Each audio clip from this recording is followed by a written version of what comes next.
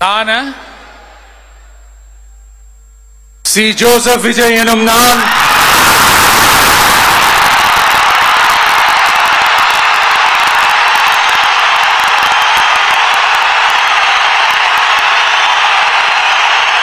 சட்டப்படி அமைக்கப்பெற்ற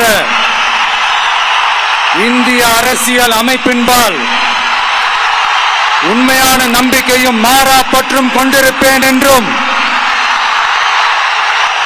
இந்திய நாட்டின் ஒப்பில்லாத முழு முதல் ஆட்சியையும் ஒருமையையும் நிலைநிறுத்துவேன் என்றும் தமிழ்நாட்டு அரசின் முதலமைச்சராக உண்மையாகவும் உளச்சான்றின்படியும் என் கடமைகளை நிறைவேற்றுவேன் என்றும்